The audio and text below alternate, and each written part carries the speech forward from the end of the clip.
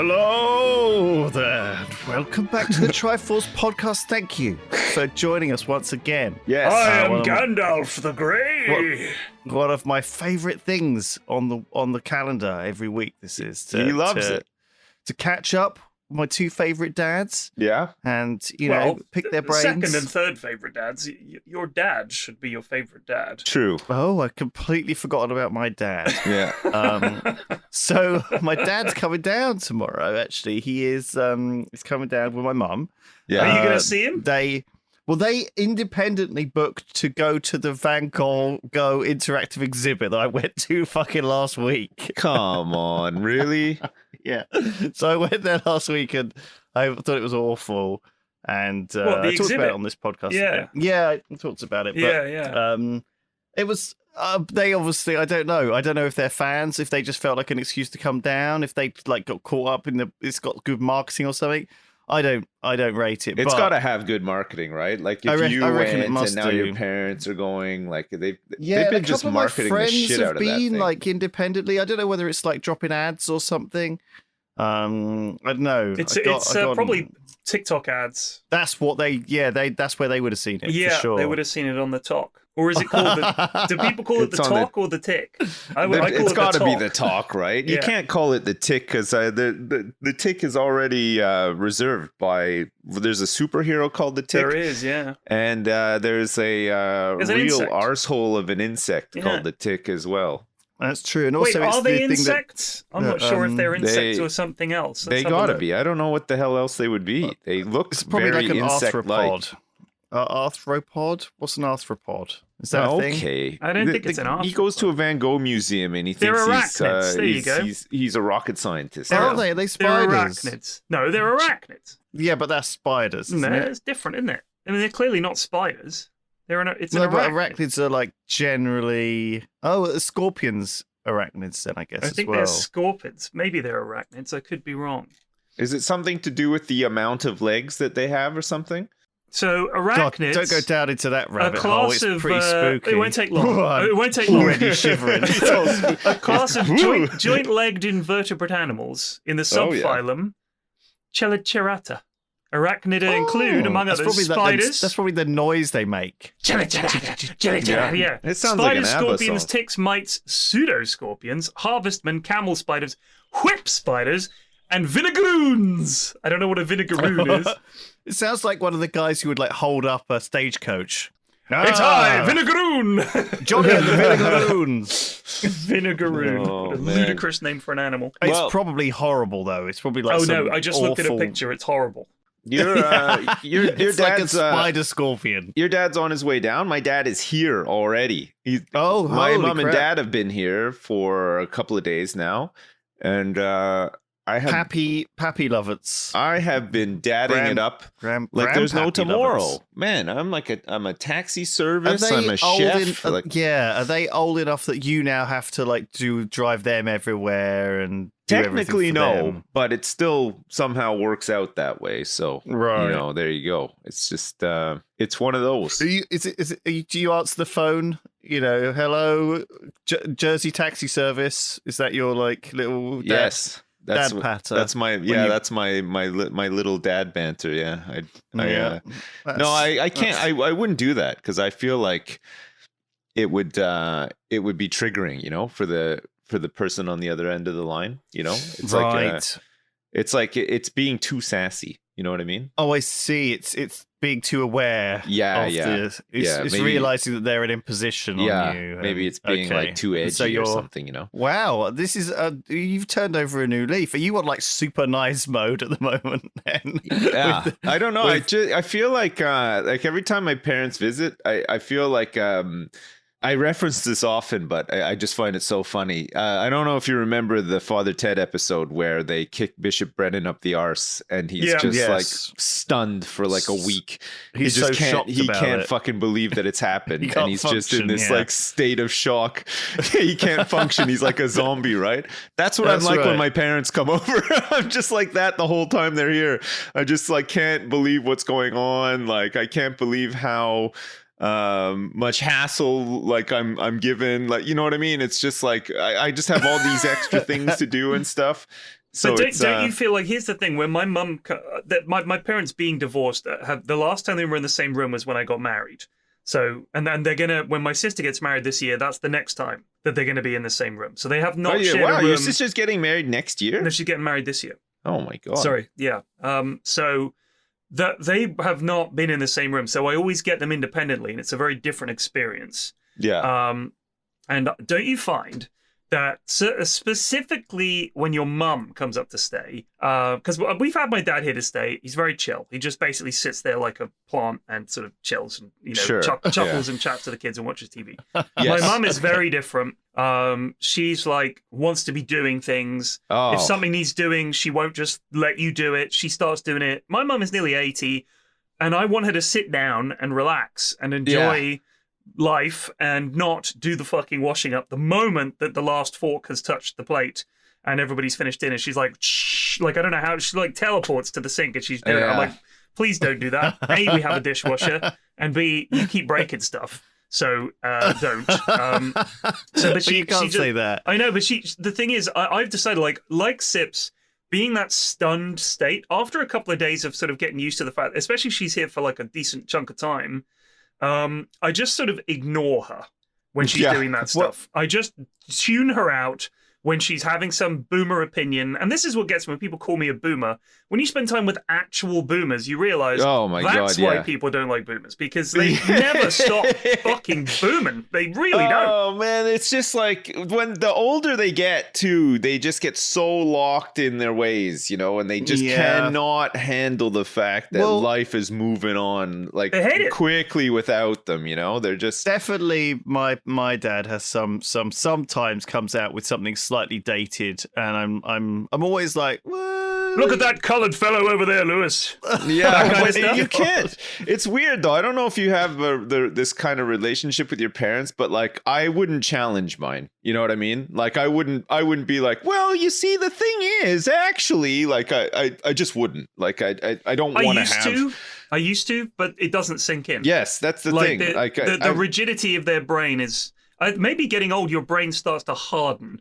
And new ideas. I'm the same. I've tried before, but it just like, I might as well slam my head into a wall. Or they'll go, right? Oh, interesting. Oh no, maybe you're right. But then they'll express the exact same opinion 10 minutes later, like you never had this conversation. So I just gave up.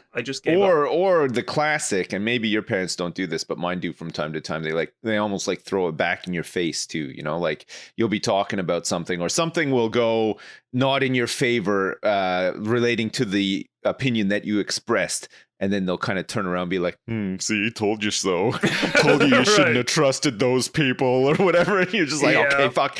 It's like, it's this one really isolated specific thing, all right? You didn't get me. You have not got me. Like, it's just... I'm not gotten.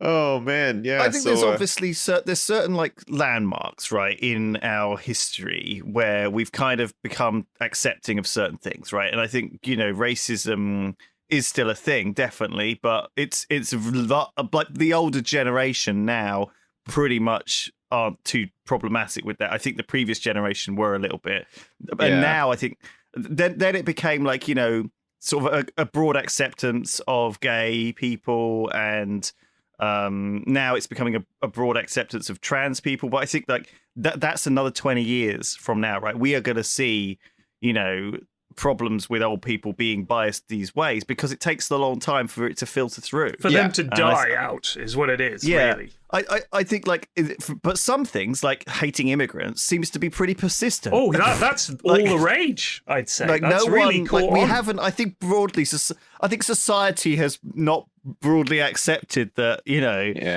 immigrants are not bad. Like, they're very easy to blame. I mean, here's the thing, that every country in Europe has problems with, like, you know, immigrants, in terms of certain political parties will be running on a platform of, there's too many of them, they should go home, right? We were kind of ahead of the curve on that with Brexit, because that was, regardless of what people say, that was a big factor, was that we didn't have control of our borders and stuff like that. Now, just to correct something, and I'm sure I'll get some fucking posts about this, when we pushed, and it was us pushing when we were in the EU to get Eastern Europe into the EU, Everybody else in Europe set hard limits on the number of people from those countries that could move to their countries within a certain time frame. Right. Everybody. We didn't. Under Labour, they were like, I don't think that many will come. And like 2 to 2.5 million people came here from places like Poland and all the other Eastern European countries. Yeah. And Tony Blair subsequently said, we had no idea it was going to be that many. We just fucking dropped the ball on it. That influx of people flipped people's minds.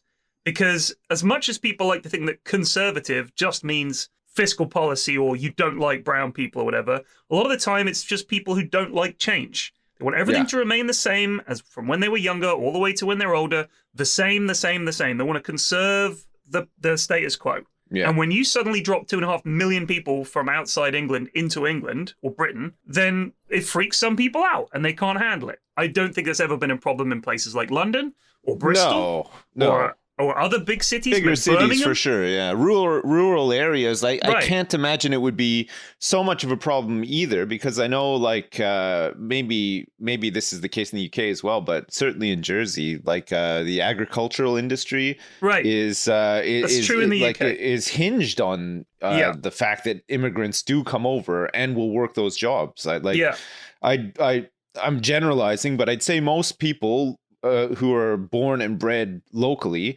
when they leave school, want to work in like an office or a bank or whatever is the kind of job of the day sort of thing, and not many of them are queuing up to go work in fields and stuff like that.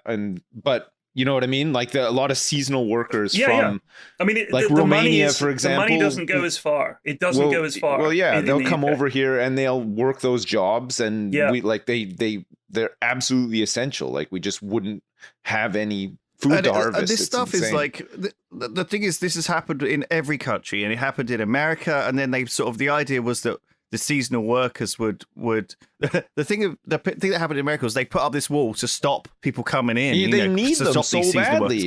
But the seasonal workers came in anyway, but then they couldn't get out. That was the thing. And so they ended up staying because it was too much faff to go home and come back and go home. Because over here, I know a lot of it, like a lot of their like the bigger farms, especially the ones that are sort of like part of like the big co-ops and stuff. They have like lodgings. They have everything. They've got all these systems for like paying them like seasonally, but then I think there's like systems to pay them beyond that to incentivize them to come back next season and all sorts. Like it's like they really have had to put all this stuff together to get people over. I think immigration, this whole thing it's kind of this idea of veiled racism, right? I watched this documentary about it's really interesting. It's called Wild Country. It's on Netflix. It was out a while ago. Is that the one where the thumbnail's got like a guy with a beard? Yes. Okay. I know nothing about it except for there's a Indian guru. Okay, yes, yeah. Well, so he's this Indian guru, like all Indian gurus, who seems to get a load of Western followers into his sort of slightly offbeat spiritual guidance. And people go to India and they have a spiritual awakening and they fucking meditate and shag each other and, the usual, right? And so what happened was he obviously was pushed out of India for tax evasion or whatever. This is Wild Country, right? So we literally spoke about this like 20 episodes ago. Did we? I mean, literally. That's why I must be recalling it. Just in case we wanted to not do it again. Okay. I can't remember talking to you about it, but basically I watched it, and there's this one bit where they settle in Oregon next to this like tiny town of like 40 people, and it's so funny because there's this bit in the documentary where basically the 40 people of Antelope are so kind of racist against any kind of immigration, but at the same time, so they're saying like, well, they've got like a concentration camp going on there, they're like Hitler. And then the other side, the Hindus, the sort of the Indian sort of the religious followers are like, we're being persecuted. Right. They're like Hitler, and so they're instantly both jump to calling each other Hitler, and you can totally see it from both angles, right? In a sense, like it's kind of like a cult, but it's not a cult, and it's problematic, but it's not problematic. It's a bonkers story. It really is. But it sums up I think it's an exaggerated vision of. I mean, for example, I remember I was talking about this on stream maybe last year, and I was going around some random. I was trying to find towns in England specifically that were like really crappy places to live, like Doncaster and places like that. No offense to anyone from Doncaster, but it's a dump. Like, you know, it's a dump. It's a good example of places one of the like worst that. places. And I was just going around on Google Street View, and you'd be surprised how many of these places where you think no one's going to come to Britain and move to Macclesfield or whatever, they do. And on the high street, there's all Polish shops, and there's like halal butchers, and just walking around, you see people that are clearly from outside the UK. Just the, you know, the way they dress or the way they look or the shops that they go to. And I think for a lot of those towns, they were like, they're taking over.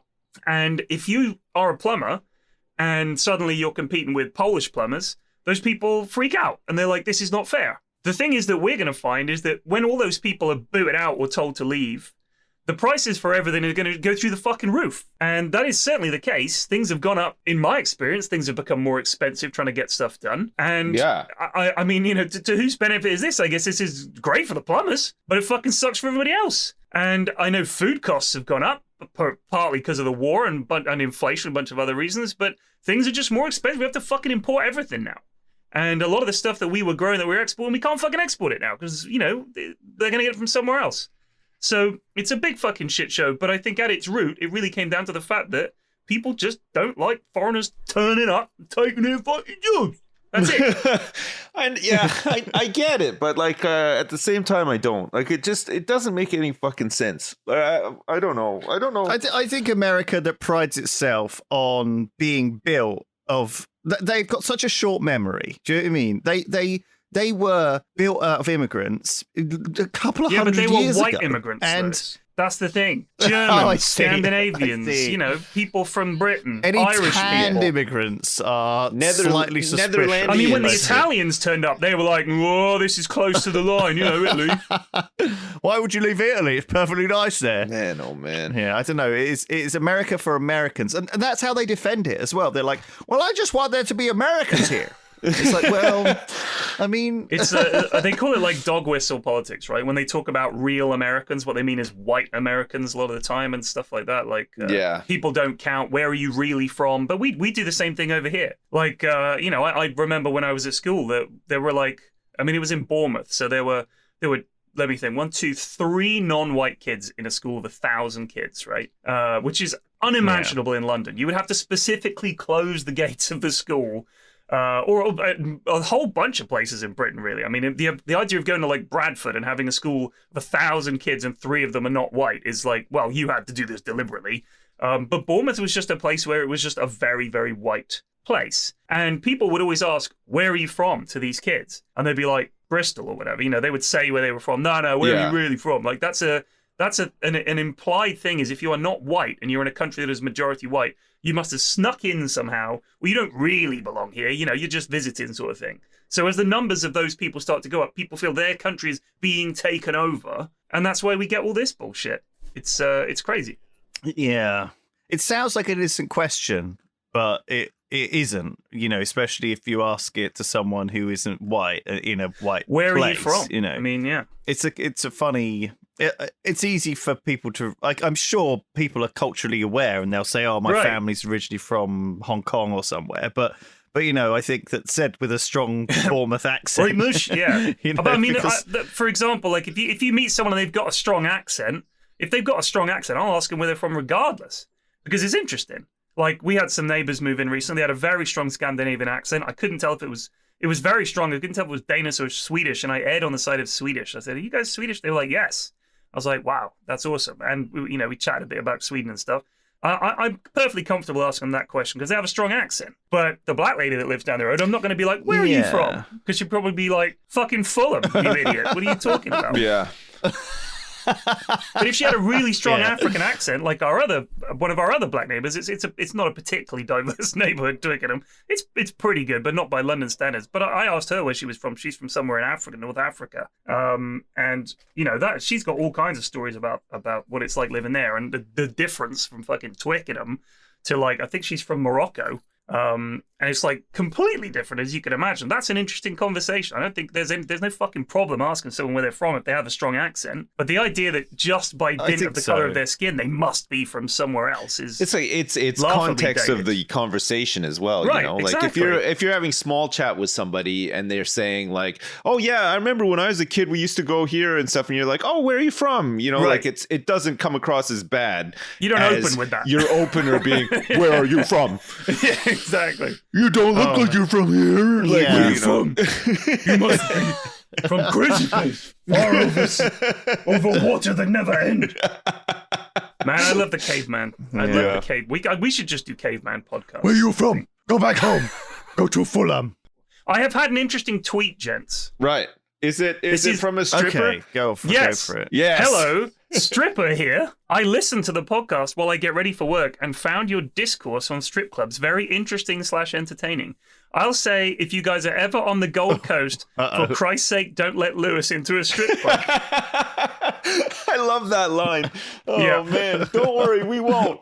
We're never taking this guy to a strip club on the Gold Coast. Yeah, you've got our word. You have our word on it. I'm not ready for. He's not ready for any of that. He's not ready. I've never been ready. You know me. Yeah.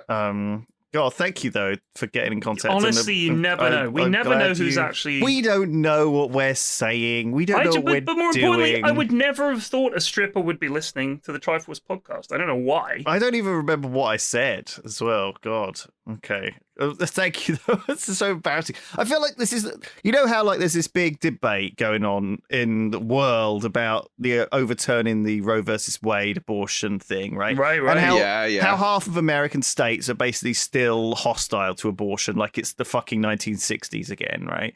But the problem is we get all this spillover here. Like we're getting angry on behalf of this American dumbassery, and we talk about this a lot on Triforce, but it's weird how a lot of us get upset about these things that happen in America, even though it's a very different place. It's weird, but it isn't though, because when you think of like the West, like Western society, you know, like a lot of countries who share the same kind of ideals as America do towards, you know, capitalism and all that other fun stuff.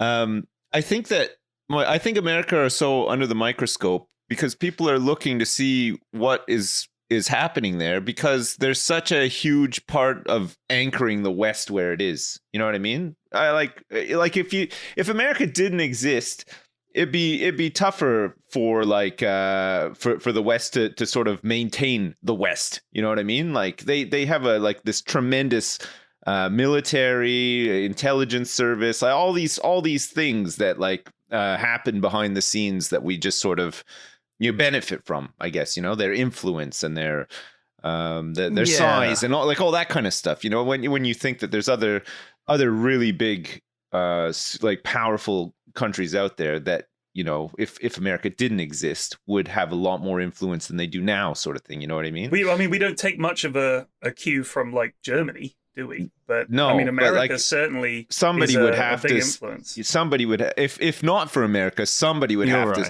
to kind of step up, right, and be the sort of the big brother of the West. Well, let's say America was still Britain. If we still owned America, we just had the United States and Britain. Yeah. I guess we'd be in charge. We'd be fucking ridiculously enormous. I guess you're right. Like we do definitely take our cues from certain nations. I think it's all automatically osmosis through from American culture and American things that happen. In a way, like we should try and some people do try and use Scandinavia and maybe we should be using Germany as more of a model, you know, sorting out, you know, giving people student actually grants to go to university. And I think in Germany you don't pay to go to uni. Is that right? I don't know. I know German that I don't know. They have a different school system. This is going from a German lad I spoke to. So any Germans listening, I apologize if I've got this wrong. I'm not saying this is correct, but this is the gist of what he told me, was that you get to a certain point in your schooling, so the equivalent of like in America high school, over here secondary school, and at a certain point you branch. All the kids are siphoned off into certain pathways. So you go into more of an arty school, or you go into more of a technical school, or like science, or, you know, vocational or whatever. And at that point, it's decided, look, you're not going to cut it as a physicist or a mathematician. So we're going to push you into more of a vocational qualifications like engineering and stuff like that. And these kids who are like more academic, we're going to push them more into academic qualifications. And the kids who just want to fucking paint and do fashion or whatever, they're going to go down this road. Mm-hmm. So that's something that we've pushed against. Like if you think about school now, you can, certainly it was the case when I was at school, you had to wait until you were taking your A-levels before you really started to specialize. So you were still learning things that essentially you had no interest in, weren't good at, and wouldn't need when you went to university. You were still teaching kids those things rather than allowing them to focus on things. It is bizarre. Which is odd because I know that one of the arguments against taking some kids and not teaching them about, say, Shakespeare is that it's seen as gatekeeping people from certain backgrounds, mainly working class backgrounds, being told, no, we're going to push you into plumbing or whatever at 15 because that's all you're good for. But I think that the idea that telling kids who don't have an interest in that thing, don't worry, we're still going to teach you Shakespeare and art and music and history. And they're like, I don't care about any of this shit. I want to get a job and I want to learn how to do that.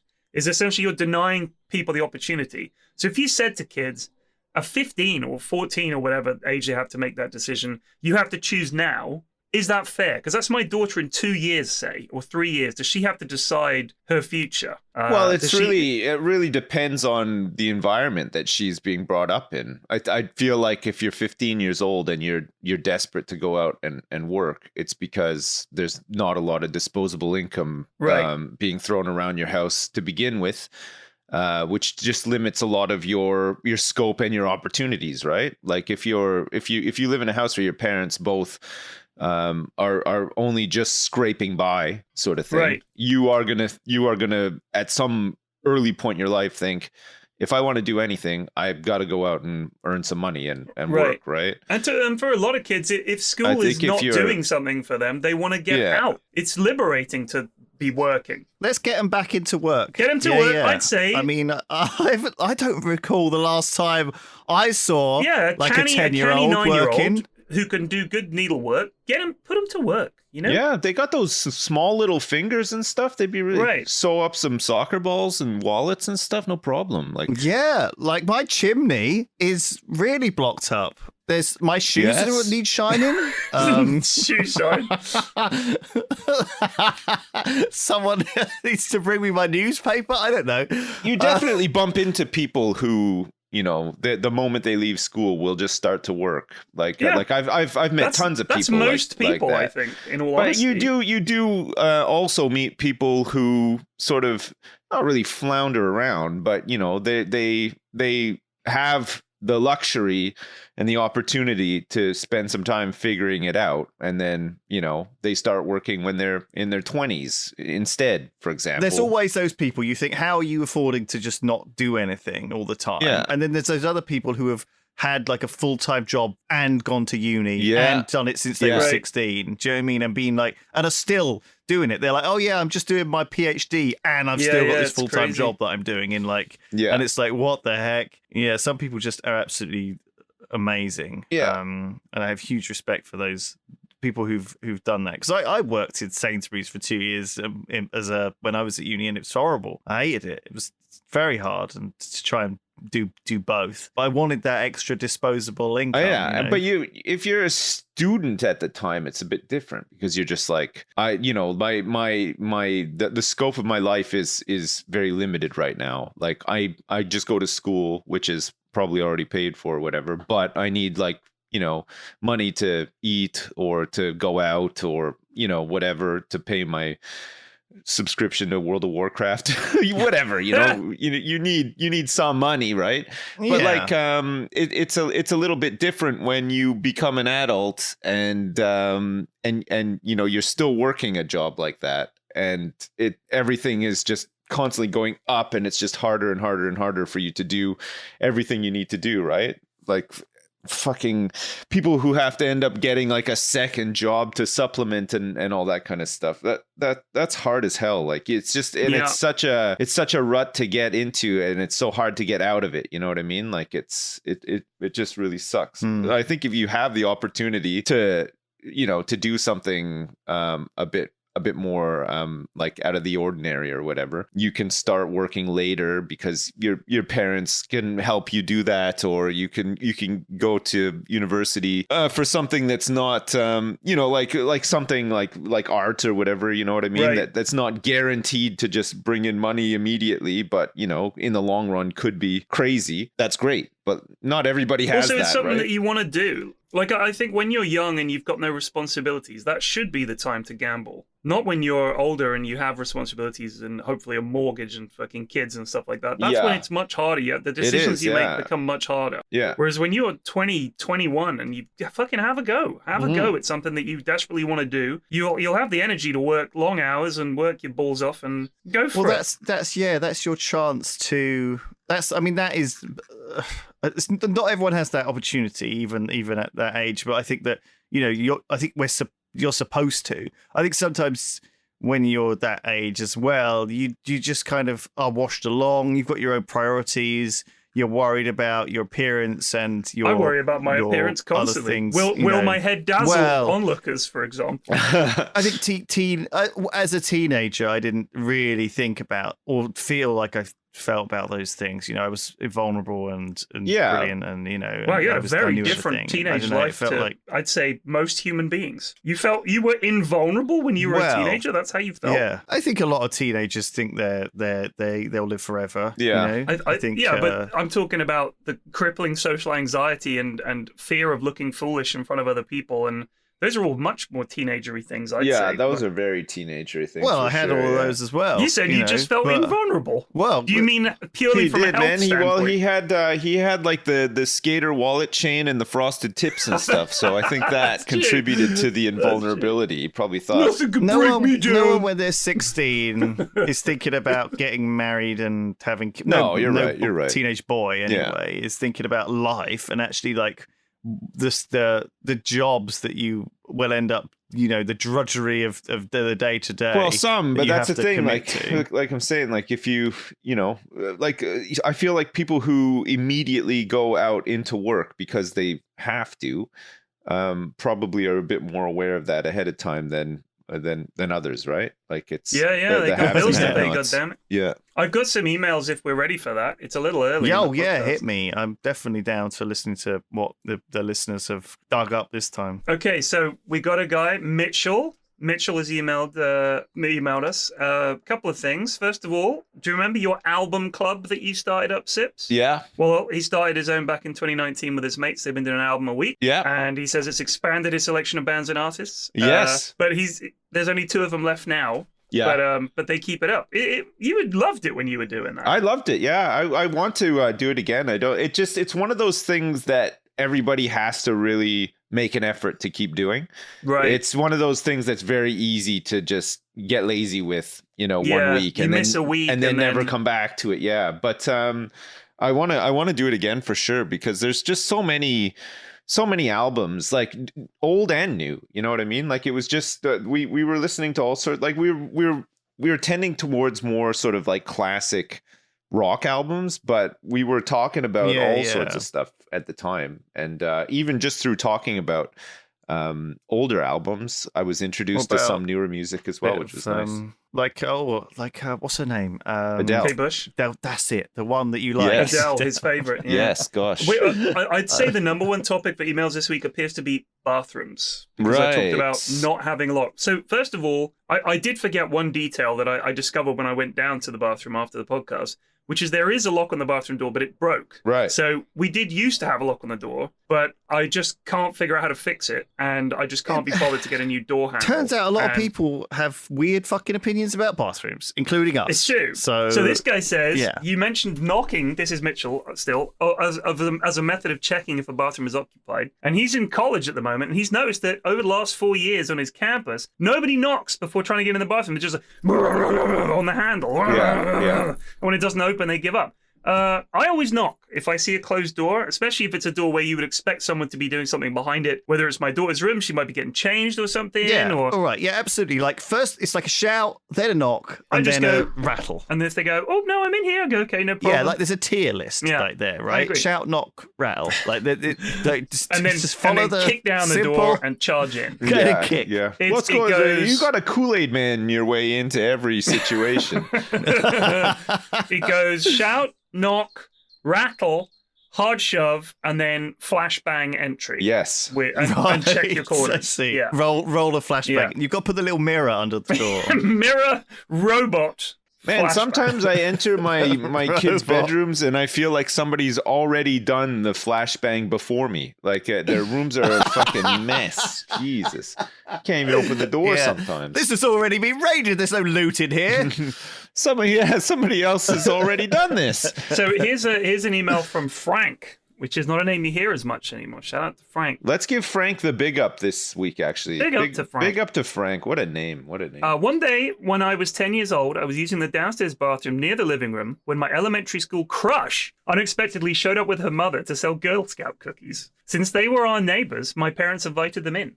I should note that the downstairs bathroom fan was extremely loud due to birds making a nest inside of the vent for the fan, so twigs and weeds would slap against the blades of the fan, making it very obvious when someone was within. Now, I will say, Frank, without going on, that's the fine detail about your bathroom fan that your neighbor's daughter might not be aware of. Yeah. Just saying. My entire family came out to select their favorite cookies while I was in the bathroom, and recognizing the voice of the girl and her mother, I dare not step out of the bathroom, basically announcing my shit to my crush. So he didn't want to come out of the bathroom with her there, because certainly when you're younger, you don't want to let anyone know that, yes, you also shit. Yeah. Like, that's certainly... Yeah. So I elected to stay in the bathroom, but how long could they stay anyway? They stayed for over an hour and a half. Every moment I weighed just stepping out, as waiting another 10 minutes would make it look like I was in a fight for my life, or just had massive shit. This is some Larry David shit, isn't it? I figured they would think it was empty, so I took the risk and stayed hidden. They finally left and were able to deduce who was in the bathroom, so the mother said, "Have a nice day, and I hope Frank is okay." At school the following day, it had instantly spread that I take hour-and-a-half long shits and must be terribly constipated. Luckily, the girl and I went to separate schools and the room had died. So, Frank, that's dreadful. I feel very sorry. Man, you would have never lived that one down had you gone to the same school. You would have just been known as Constipated Frank, man, Mr. Constipator, for the rest of your life. The Constipator. That's the new Marvel legend. Yeah, that's coming the next out. One. Yeah. It's gonna be shit. Yeah, there was a mention of him in Marvel issue number 52 back in 1971. Yeah, they had an after the credits. He had an after the credits appearance in Morbius. Yeah. Fuck's sake. All right, well, that's a good email. I did see a few complaints, bathroom related, not complaints, but thoughts. Let's just leave it there. You got any more? I do. I have one from Rocci, a long-time listener, first-time writer. He says, we talked about the three-word naming system for maps. And you suggested that we should name people that way by picking three random words. And he would just like to point out that we already do that with a first, middle, and last name. Yeah, but they're not unique, are they? Good point.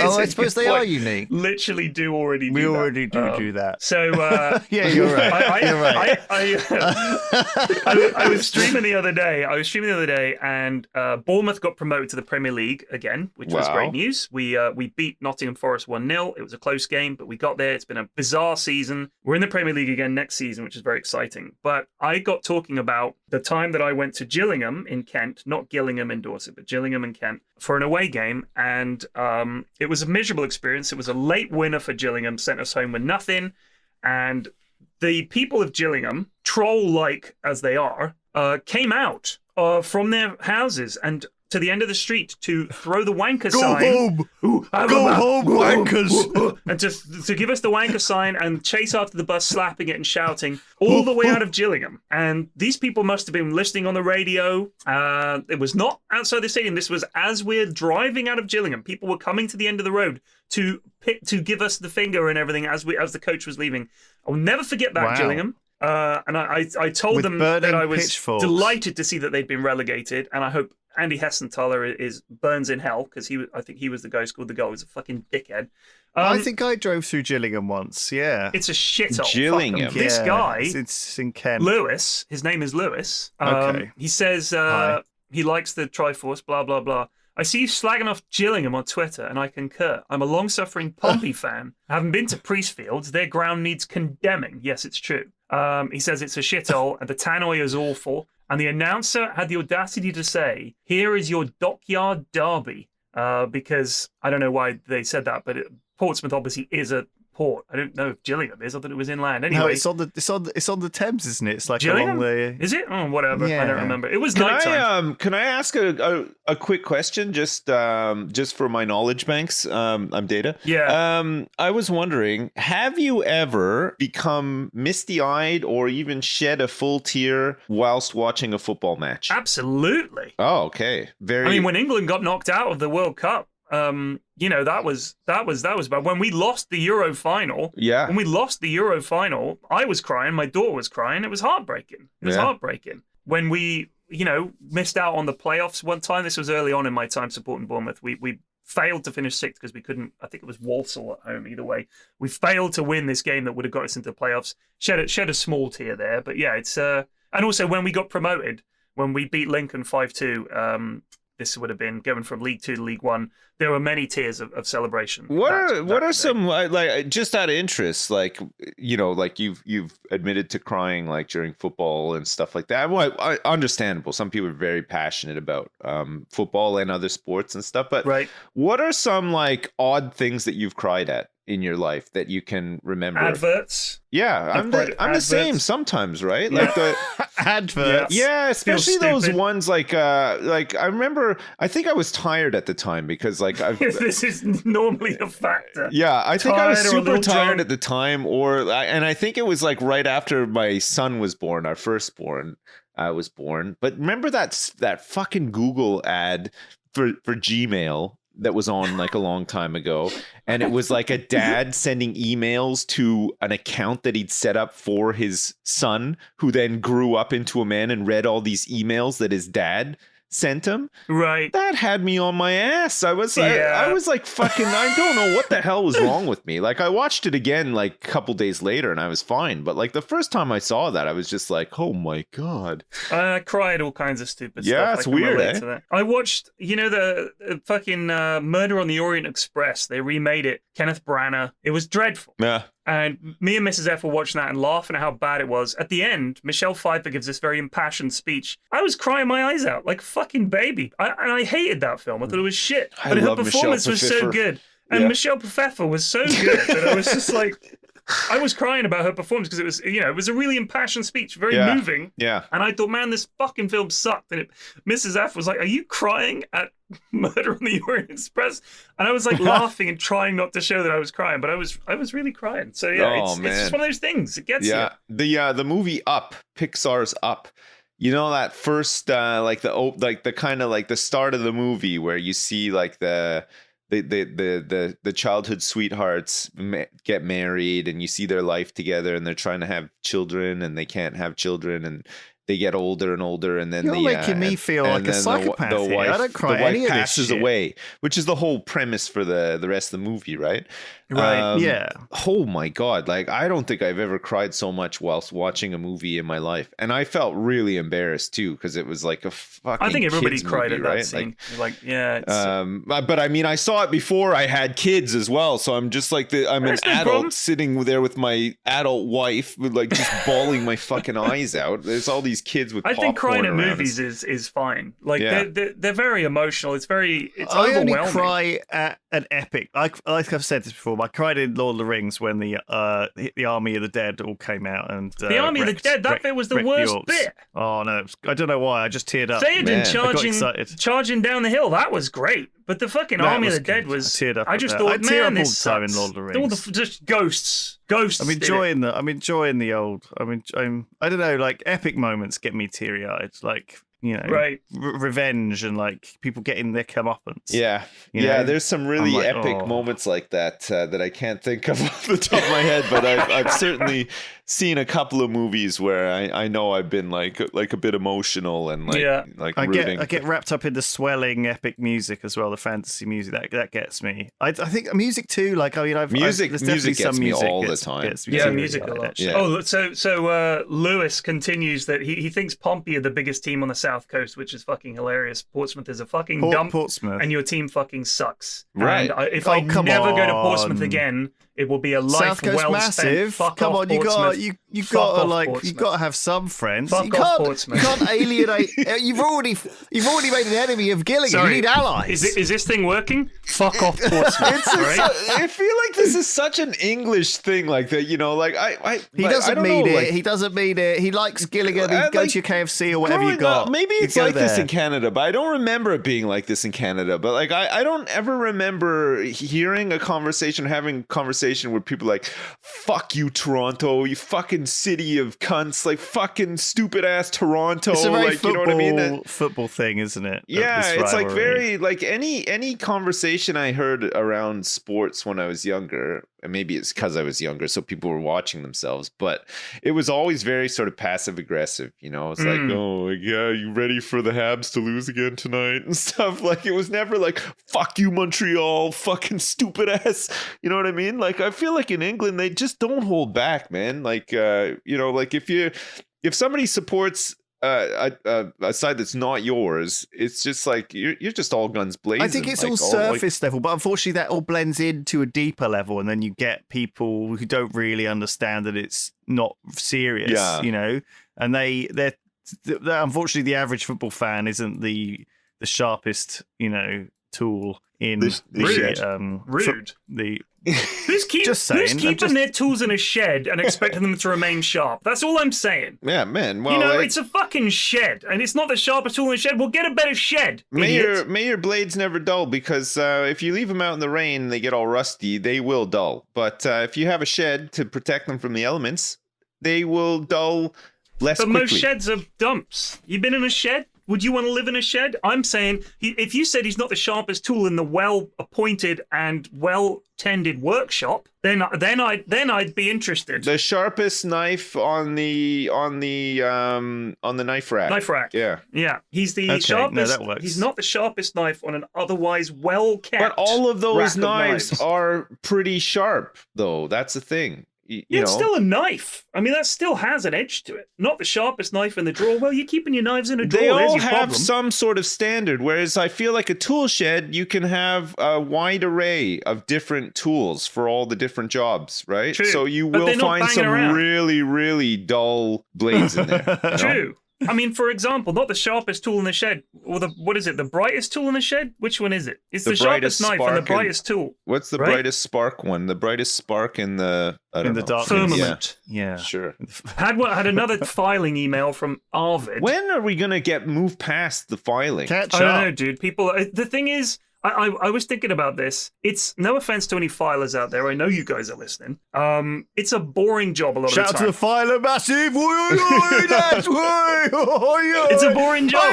They're going to listen to the podcast. So our audience is made up of people doing menial work that is boring. Except for the stripper that tweeted us. Exactly. But Man, I'm saying imagine that's rare. She's just got like some earbuds in while she's like doing some dances, and she's just listening to us talking. Can you forward that email as well over, just for interest? What, so the filer? No. Or do you mean the tweeter? Yeah, send me that one. She tweeted at you goob. What, the stripper?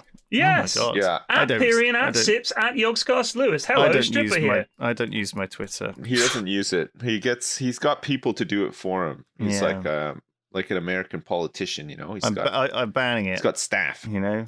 Like I'm embargoing it. Let's carry on with this email. What do they want about filing? They just said that their biggest fear is hackers, because now they're moving over to digital. Previously, it was about keeping the files in a safe location to avoid fire or location. Theft. Yeah. Now the problem is cyber hackers and cybersecurity. So they're trying to get servers that are secure. Because if you store all your stuff on a server and there's a fucking horrible break and everybody wipes the server or burns it to the ground or whatever, you've lost everything then as well. Because the idea that it's safe is obviously wrong. Like, it's not safe. It's just in one thing. It's on one server. So really compressing everything down to fit on a server. Yeah. You've now got to look after that server, I guess. But you can always have backups. That's the thing once it's digital. Yeah. I guess like your Bitcoins, you got to put them on. I don't know.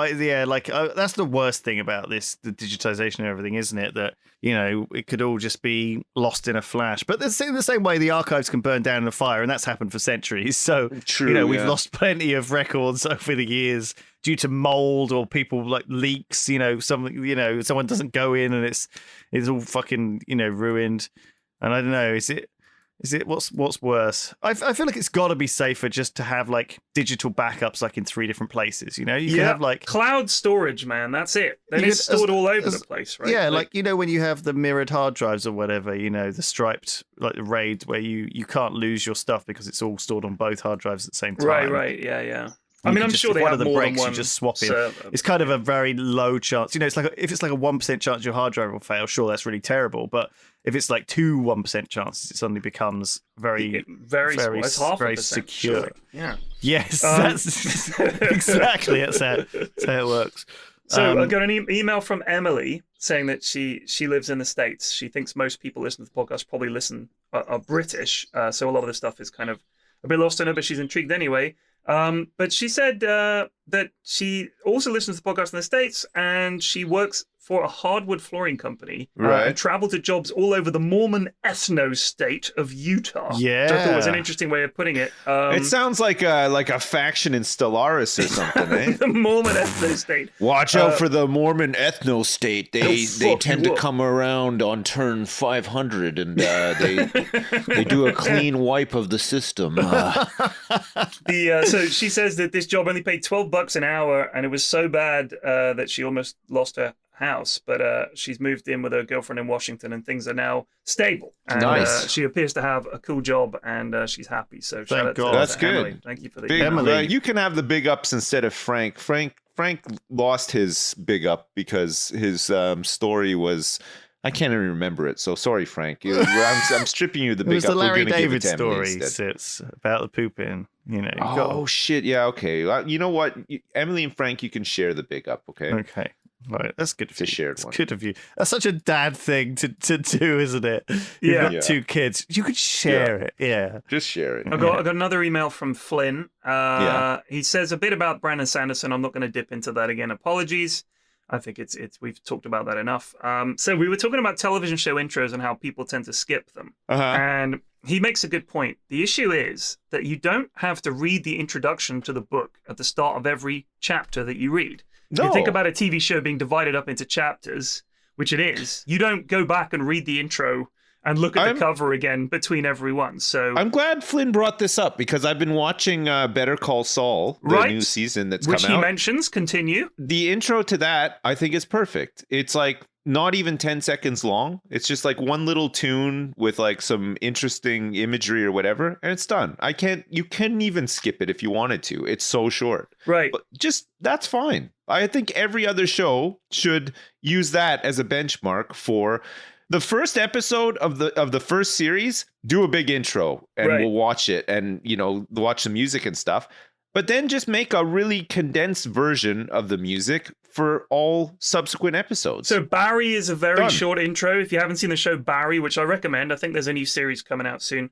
That's a really good show. The intro is like just some music, the word Barry, and then we're back into it. Yeah. Because once you've seen, for example, I know we talked about Severance. It is a really good intro. It's very clever. Yeah, it is. It's very good. But you kind of don't want to watch it every single week, especially with these shows that start off ahead of the credits, then run the credits, and then the rest of the show continues. It's like having an ad break right in the middle. And I understand sometimes it's put there to sort of wipe the slate clean before we move to the next scene. It's like a mental palate cleanser, You sort of have a little... You have the opening scene, you're like, ooh, and then palate cleanse, and then we're into the show. It feels like sometimes it's that. So I think in terms of ideas for introductions, short and sweet. Punchy, short and sweet. It should get me excited for the show, or it should get me ready for, ooh, this is going to be a big one. You know, it gives you a chance to go, and then you're into the show. I don't want fucking 1 minute flouncy music and people's fucking names. I don't give a shit. I know they're in the show. Well, I've watched 20 episodes of this now. I like how Curb Your Enthusiasm starts as well. I actually really like Always Sunny as well, but the condensed version, because the music's kind of funny, but like I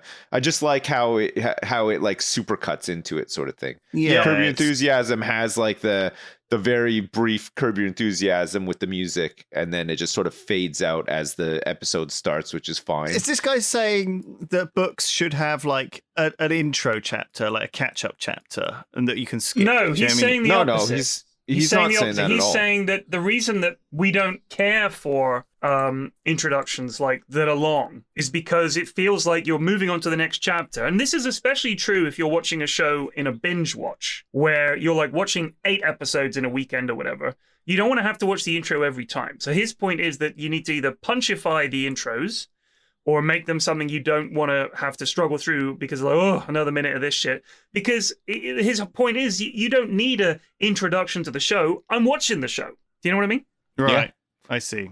Yeah, you know what you've signed up for. Yeah, he's saying it's like if you're in the middle of a book, you don't go back and read the intro. You haven't just turned it on, like on telly, because no one does that anymore. Yeah, it's the changing way we consume content. Indeed. Yeah, right, that's good. It for emails this week. They were wicked. Man, I've been on the topic of TV shows. I've been catching up with that. This is gonna hurt, or this is going to probably hurt, or whatever that show is called. My wife calls it "Trust Me, I'm a Doctor." We can never remember the name of the show, but it's a good one. Okay. Yeah, it's good. It's that one. It's that one that's written by the NHS guy. This is going to hurt. Yeah, I think that's it. Yeah. That's Adam Kay. Yeah, that's really good. Very gory, really very gory, but it's really very good. Yeah. The book was excellent. It was done not as a drama like this. Yeah, but this is a good way of telling the story dramatically. It was done more of a literally almost like you were reading his diary of what had happened that night. Yeah. So yeah, really, really, really sad and funny and interesting, and I saw it got a lot of criticism, but I think the criticism was unfair. I have heard the book was good as well. I didn't realize it got criticism. I thought I think it's been excellent, but I think the criticism was that he treats the patients in this, especially because these are women in a very vulnerable state. Oh yeah, as kind of like no big deal. But I think the thing is, you're not putting yourself in the shoes of someone who does this for a living and has to put up with insanity as well as horror. It's a portrayal though, right? In your mind you feel like you're probably being like that at the time, right? So like that's how it's portrayed, like in the show sort of thing. I don't think it's meant to be that he's realistically like doing these things. It's kind of it's what he's thinking. But I think the idea was, how dare he think that? Like, he's not being fair to the patients. He's diminishing their pain and their suffering. Of course not. But you all of the evidence as to why he would think like that is there for you as well, right? You don't have to be a genius to work it out. Like also, I think it's missing the fact that this is an unbelievably hard job. Yeah. And you're working with people who are in an unbelievably hard situation. Yeah. And what are you going to cope with it by crying all the time and woe is me and genuinely trying to empathize with people? If you did that, I think your head would explode. Man, the woman consultant. I mean, this is where gallows humor comes from, right? It's these incredibly high strength, like like because it's often a way. It's like a release valve for a lot of the tension to deal with this, stuff. The only option is to laugh, really, when you're surrounded by such awful stuff. Yeah, very cool. A woman consultant who comes in who works with is it Shruti? I think her name is. Shruti. Is fucking hilarious, man. Like just just everything she fucking says is so fucking funny. Like it's been a good one. I've been enjoying it a lot. Well, here's another show. I don't really care for basketball. It's okay, but I don't like follow it or anything like that. I don't watch highlights or anything. Occasionally I'll watch a bit. Winning Time, the LA Lakers story. Oh, okay. It's absolutely I'll phenomenal. Watch that, It's got John C. Reilly is in it. Adrian Brody is in it. Fucking a bunch of people are in it. Sally Fields is in it. A whole bunch of people that you'll recognize them. And it's about the LA Lakers in the early days, 1979, the start of the LA Lakers as a dynasty. Magic Johnson comes in as this young buck sort of superb player, first draft pick from them and everything, and they try to build this franchise, and it's really good. It's funny. It's extremely raunchy. And it's just brilliant. I absolutely fucking love the show. Really, really good. I will seek that out. That sounds great. That sounds amazing. I also would like to share with you that I was on Twitch Rivals last week for a Fortnite tournament. Did you make it to Tomato Town or whatever it's called? No, Tomato Town's gone, unfortunately. But and there was not 10 kills on the board for me. But I didn't realize. I thought I was joining a tournament that was just going to be people who didn't really play Fortnite very much. But it turns out that it was like this big regional 300 grand prize pool tournament with like all the sweats you can imagine. We had to play 6 games. I didn't even touch the ground once. Like we were getting fucking murdered in midair. Like we just could not play the game. Like these guys, these guys were like Dota teams, man. They were all in the same room, like wearing the same gamer shirts with matching chairs and shit like that. Like it was unbelievable. Oh god, I can imagine that. I just get fucking dumpstered. Like in the bin. We were hiding in. You can hide in like these like outhouses. So we were trying to find outhouses that we could hide in, and because you got points for kills, not only kills but wins and stuff, we're actually fully getting stream sniped so that people could track us down and kill us for points. Wow. Because money, I guess. It was unbelievable. So how did you guys do?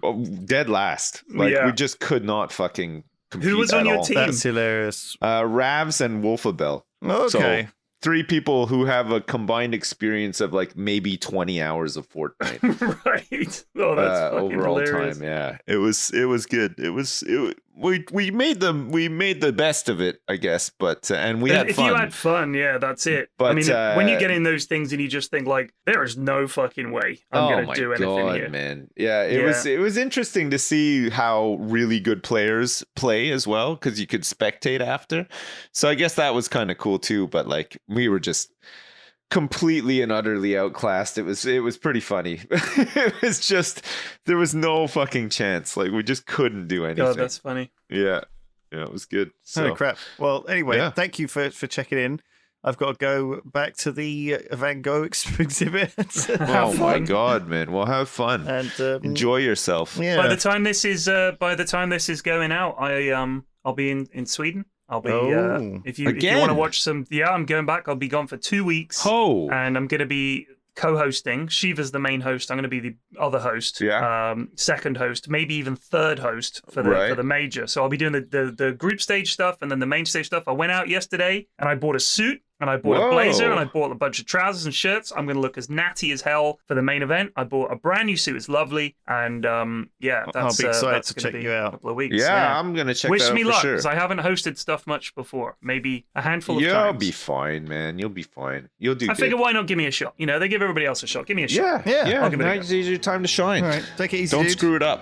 I will. I won't screw it up. I will try not to screw it up. Okay, all right, bye, everyone. No pressure, Bye. though. Bye.